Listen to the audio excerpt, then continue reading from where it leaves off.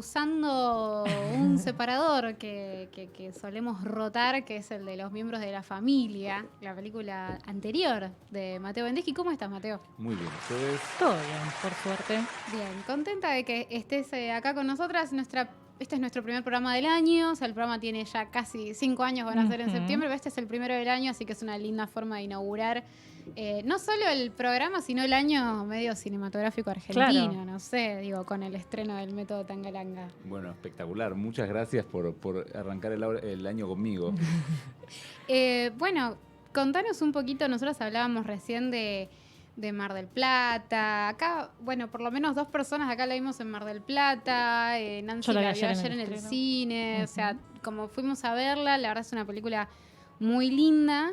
Pero bueno, sabemos que los públicos son distintos, de festival a salas. Digo, no sé si tuviste la oportunidad de acompañar algún estreno, alguna proyección de ayer. Mira, ayer no fui a las salas, estuve el martes en el preestreno, que es medio ¿Qué tramposo tal? porque mucha gente conocida, pero había varias salas de Claro. gente que no era conocida y funcionó muy bien, por suerte. La verdad es que la de Mar del Plata fue increíble y el martes, que fue las proyecciones de Avant Premiere, anduvo bárbaro. Y por lo que tengo entendido, viene yendo re bien en los cines. Ah, bueno, bien. Buenísima. Bueno, es una película, para mí es raro porque del salto de la película anterior a esta parece como un salto bastante, no sé, en términos de producción, en términos también de interés, me da la sensación. Digo, en Mar del Plata había un montón de gente preguntando en la fila, ¿te sobra una entrada? Quiero venir a ver esta. ¿Sabés de qué se trata? Pero la quería Pero ir no a ver importa, igual. claro.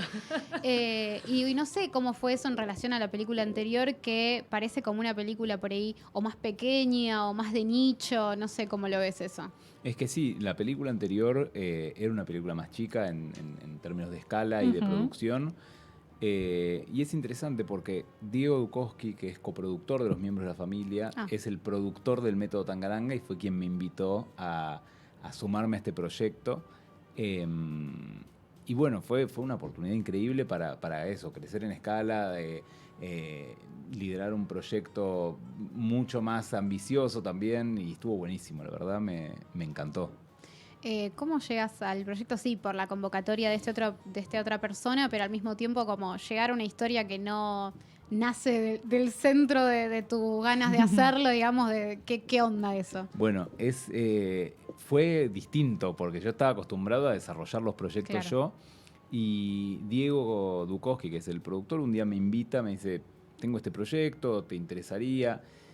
Y a mí Tangalanga me gustaba, yo había consumido Tangalanga cuando era adolescente. Claro.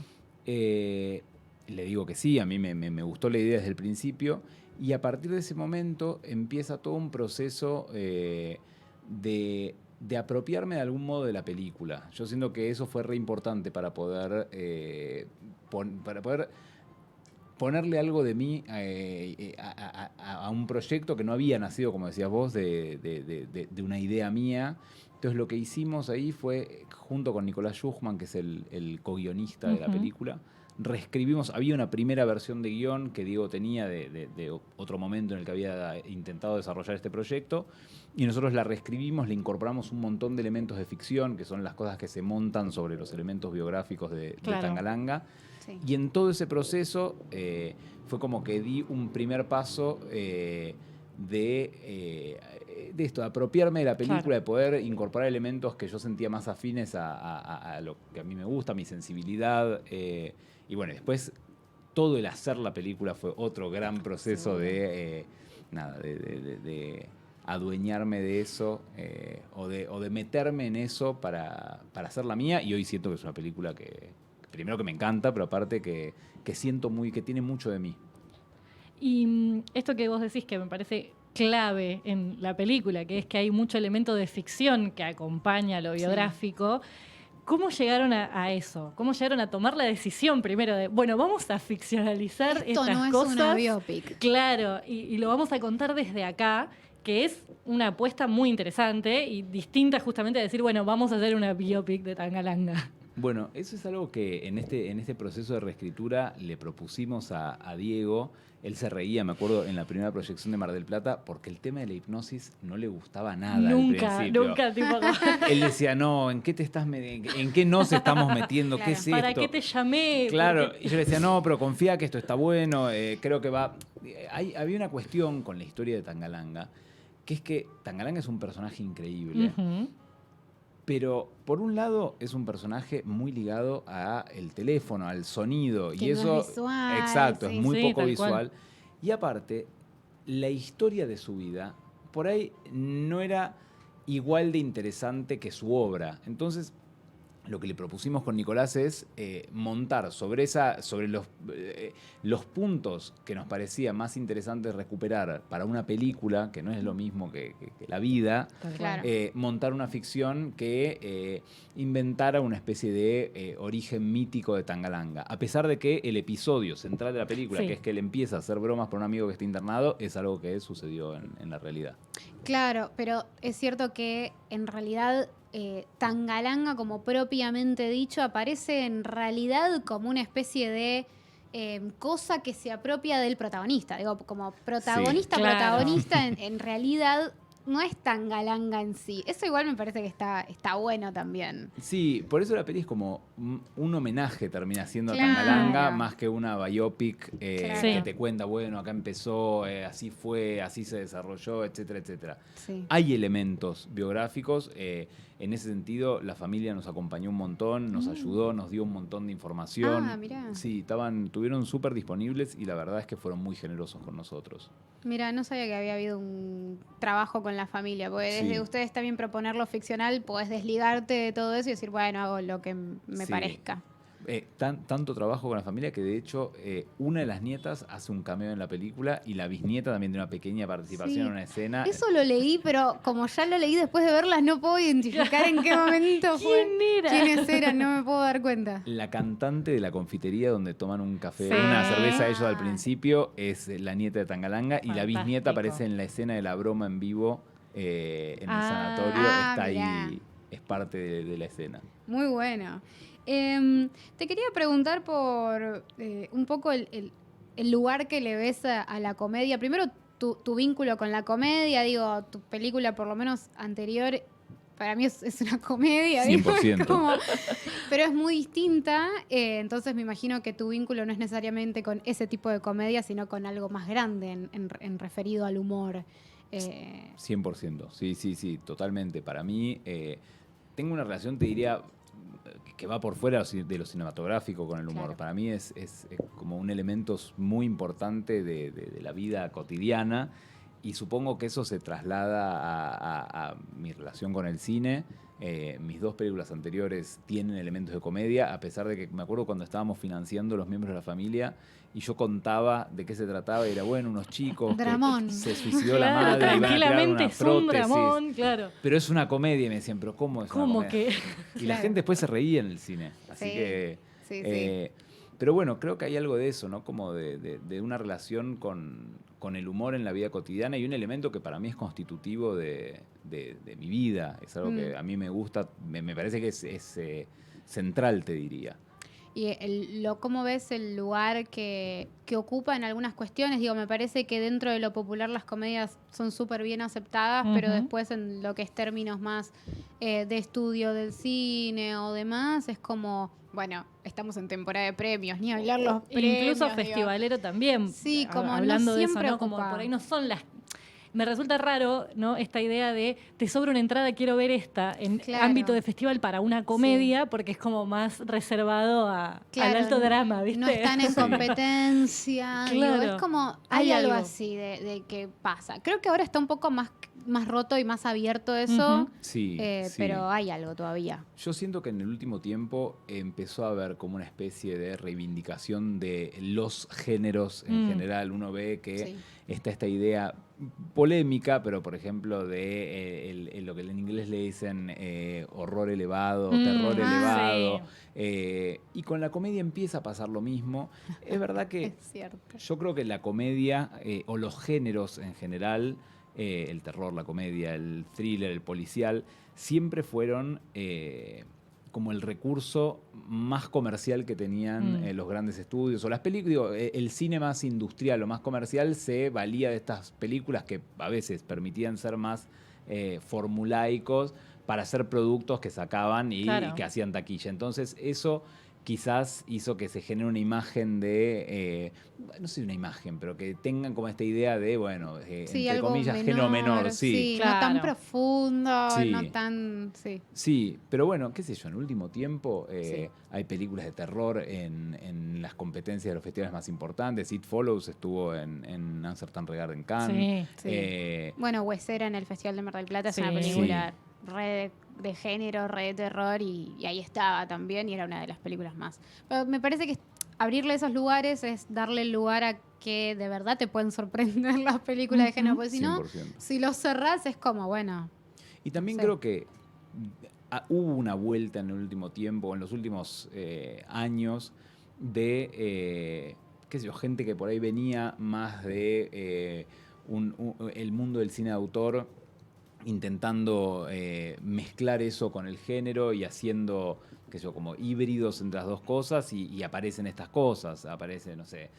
justo el terror es algo que se vio mucho en el último tiempo, pero las películas de Ari Aster, las películas de Eggers, qué sé yo, son... y lo mismo... Yo lo meto a Jordan Peele, aunque muchos sí, por supuesto. No, Jordan Peele es un maestro de maestros, por favor. Es un genio total. Esta mesa aprueba 100%. 100%. Y se acabó. La Jordan Peele. Claro. Y después, qué sé yo, la otra vez veía las películas de Jim Cummings, por ejemplo, que son estas comedias deformes, rarísimas, que la última se estrenó en Encounters en Berlín.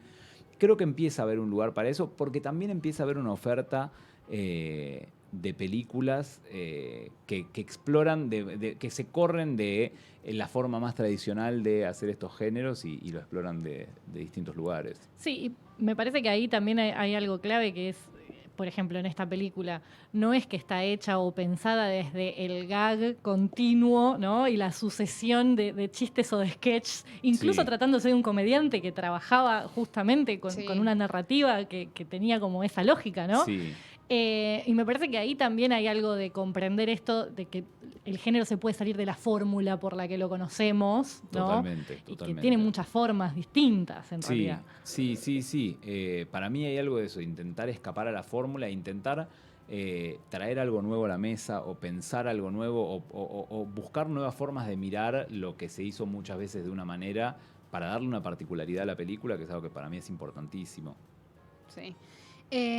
Otra cosa que te quería consultar es por una cuestión de películas de época. Estrategias, dificultades. De la recreación de época.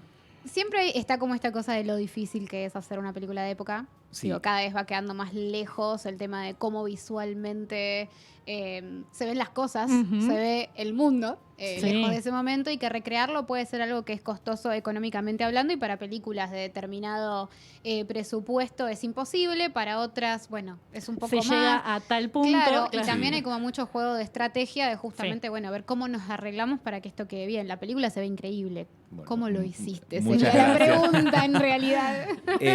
Mira, nosotros por un lado teníamos la suerte de tener recursos para hacer una película un poco más ambiciosa, lo cual no quiere decir nada, porque al final siempre son insuficientes los recursos. O sea, porque por más recursos que tengas, siempre podrías tener más.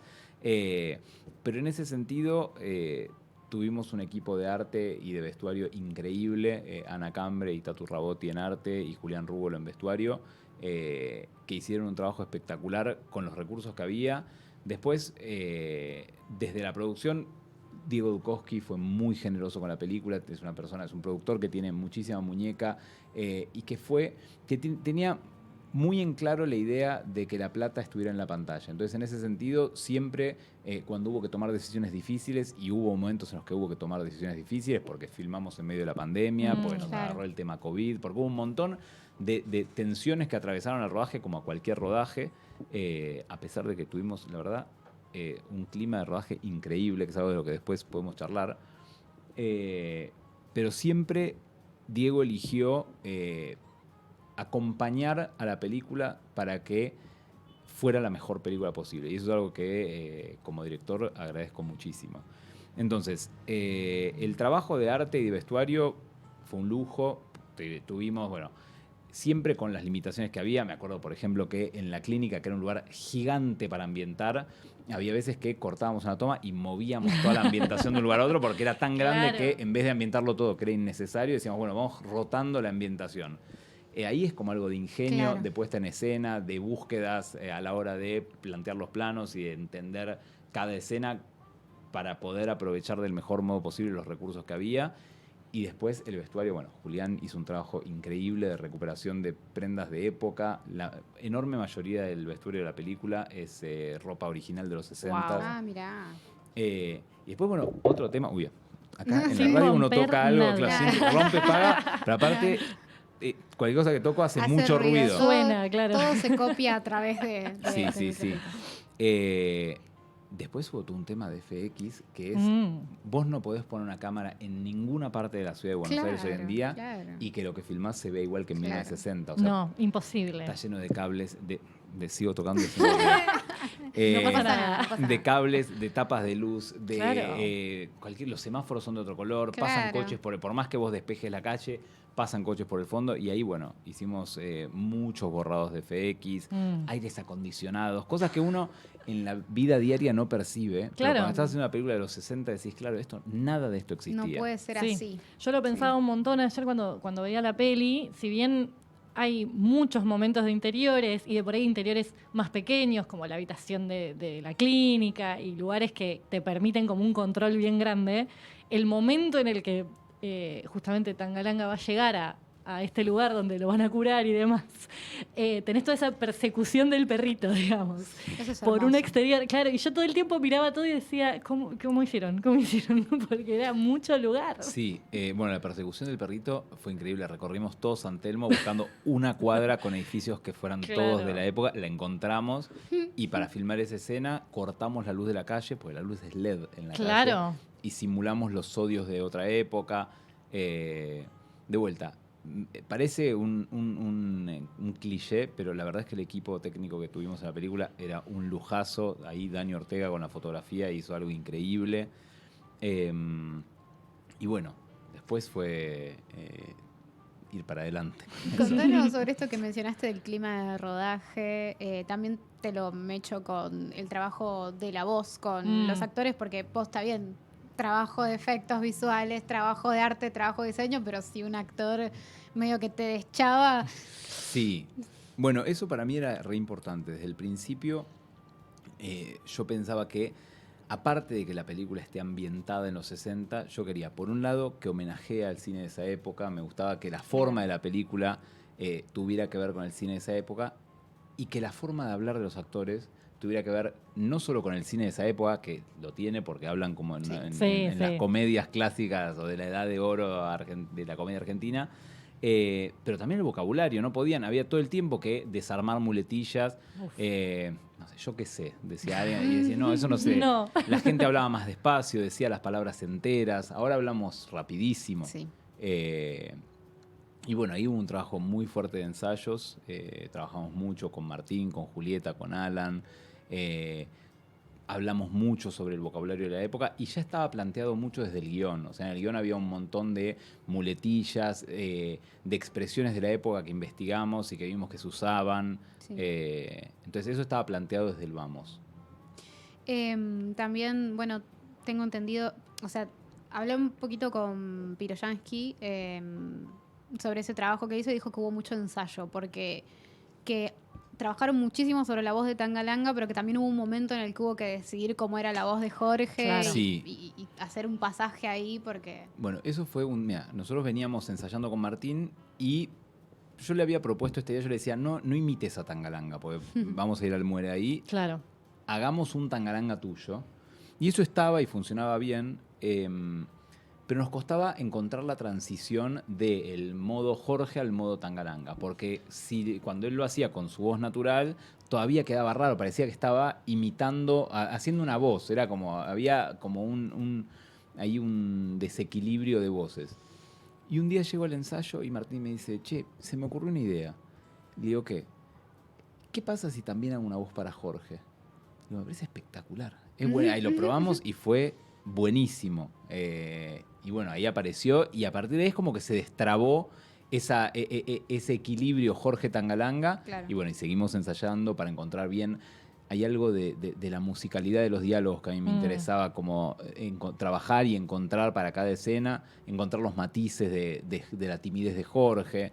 Y bueno, y después el talento de todo el elenco que pudo acompañar esa propuesta, porque si uno propone como director, pero después Claro, sí. los actores no llegan, y la verdad es que ahí fue espectacular. Digo, lo que hace Martín, lo que hace Juli, lo que hace Alan, lo que hace Machín es increíble. Por favor, fantástico. Todos, Luis Rubio, Rafa Ferro, todos todos compusieron personajes muy entrañables y entendieron el tono que yo buscaba para la peli. Perdón, Nancy. Diga.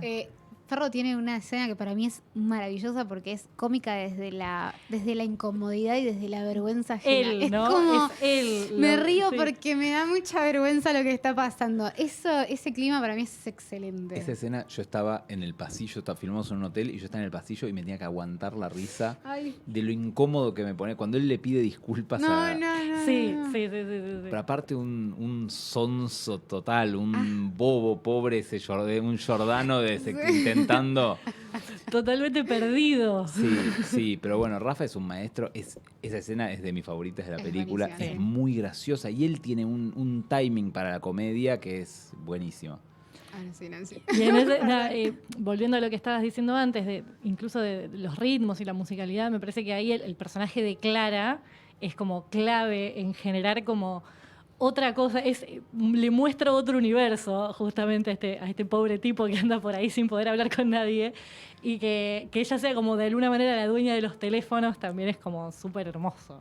Sí, bueno, nosotros cuando hicimos esta reescritura pensamos en esto, como que ella sea deslumbrante, que sea como la columna vertebral de esta clínica, y el tema del teléfono que atraviesa toda la historia.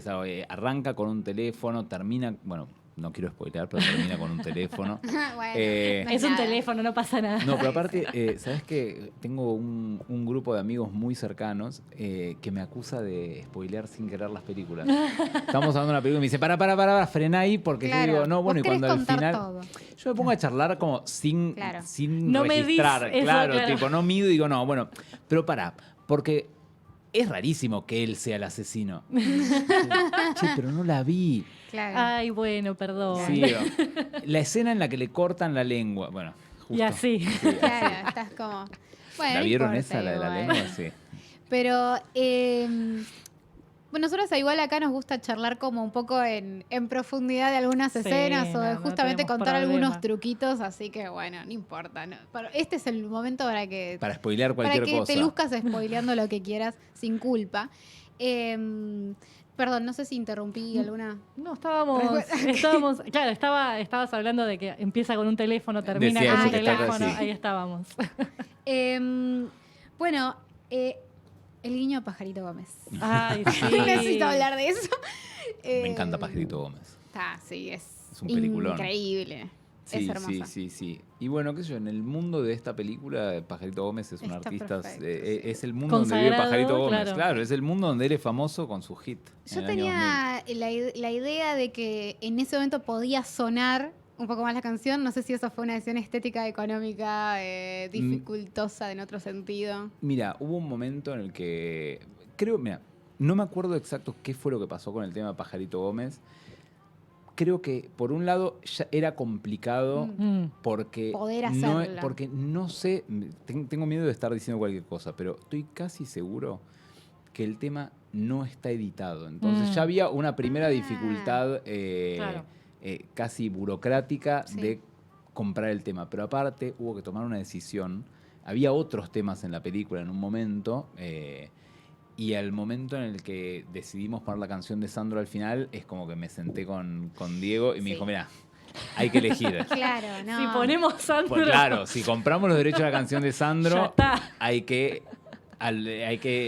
destinar parte de los recursos de la música a eso. Y Claro. entonces... Eso está buenísimo. La canción aparece solo en los créditos En los finales, créditos, ¿no? sí. Esa decisión me encanta. Como la canción es para mí, bueno, de hecho ahora va a sonar el Sí, tema. sí, por supuesto. Pero es como súper importante, pero al mismo tiempo no está formando parte de la diégesis en ningún momento y eso me pareció bastante interesante también. Sí.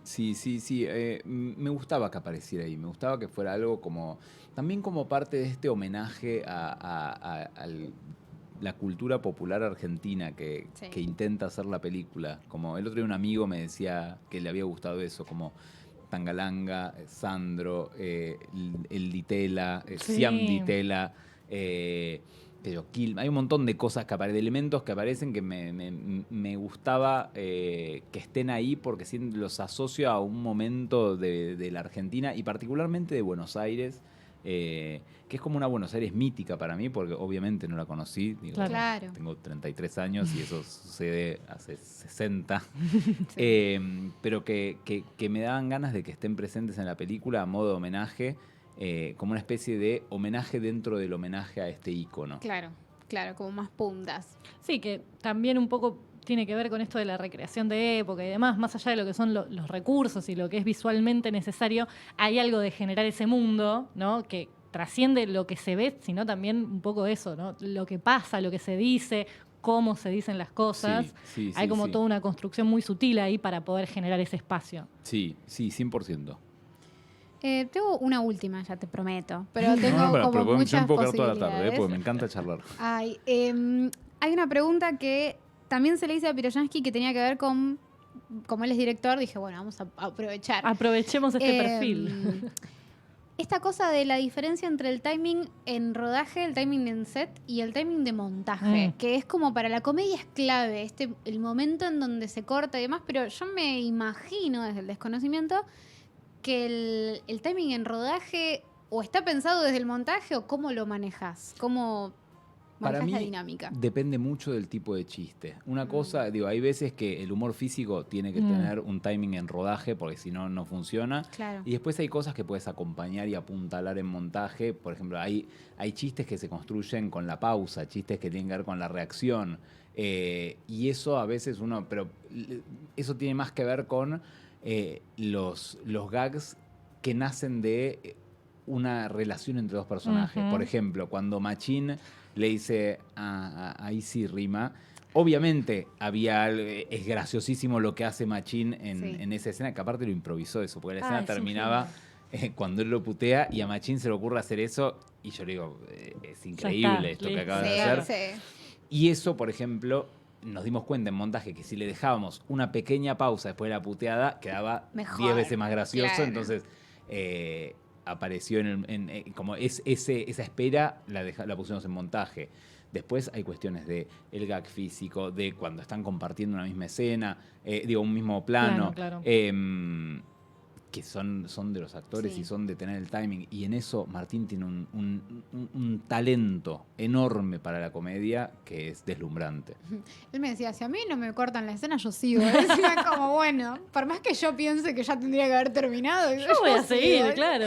Sí. ¿Qué te iba a preguntar? Sí, bueno, hay algo sobre esto del timing y demás que para mí se disfruta muchísimo en una segunda mirada. Yo pude verla después en una proyección para prensa como por segunda vez y para mí el personaje de Machín crece muchísimo en una segunda mirada. Como esta cosa del gesto que él tiene todo el tiempo como desconcertado de lo que está pasando. Yo en la segunda oportunidad lo disfruté muchísimo más, como poder verle la cara de reacción en algunos planos. Machín es increíble. Machín, lo que te digo, crece en un segundo visionado y yo que la vi 150 veces la película, me sigo riendo, así que sigue creciendo. Claro. Lo que hace Machín es muy gracioso. Aparte tiene una cosa muy de deadpan, que le sale perfecto y las reacciones, yo no sé. Es muy gracioso, sí. Es muy gracioso. Ahora sí, esta sí es la última, te lo prometo. Algo que me llamó la atención cuando la vi es esta cosa de tener actores que son, para mí, por lo menos muy de comedia. Digo, pienso en Luis Rubio, pienso en la actriz, no me sale el nombre, pero la que hace esposa de Sixto. Lucía Maciel. Fantástica en comedias, la he visto, me parece graciosísima, pero haciendo de papeles que no tienen el componente cómico. Digo, el chiste no está depositado sobre ellos. De hecho, el personaje de ella tiene un vuelco más dramático, de hecho, en algún punto. Es como un personaje que sufre dentro de la película. ¿Qué onda esa decisión? Como agarrar actores que están muy, muy encasillados en la comedia y en el gag físico, además los dos justamente, y volcarlos a otro rol. Mira, para mí siempre hay, o intento ver la capacidad que tienen los actores de cuál es el rango que tienen y ver cómo pueden componer un personaje independientemente de lo que sea que hicieron antes. Lucía es una actriz increíble. A Luis, bueno, yo llegué a Luis por una recomendación. Me dijeron, che, Luis estuvo muy bien en una película que hizo hace poco. Hagamos una prueba. Hicimos una prueba y me deslumbró. Lo que hizo fue buenísimo. Él mandó un casting que estaba muy bien. Y ahí uno ve el rango y uno ve que muchas veces los actores terminan encasillados en un lugar o en otro por algo que los excede a ellos y tienen mucho para dar y si uno sabe aprovecharlo y uno sabe qué pedirles o cómo pedírselos, pueden generar algo nuevo o algo que estaba dentro de su capacidad, pero por ahí no se lo habían pedido y eso me encanta. Genial, genial. Bueno, Mateo, no sé ahora vos, sí. Nancy, si te queda algo. Es ahora, pero, No, ya estamos pero para gracias. liberarlo. Gracias a ustedes, Gracias chicas. por haber venido, de verdad. Muchísimas gracias por invitarme, un placer.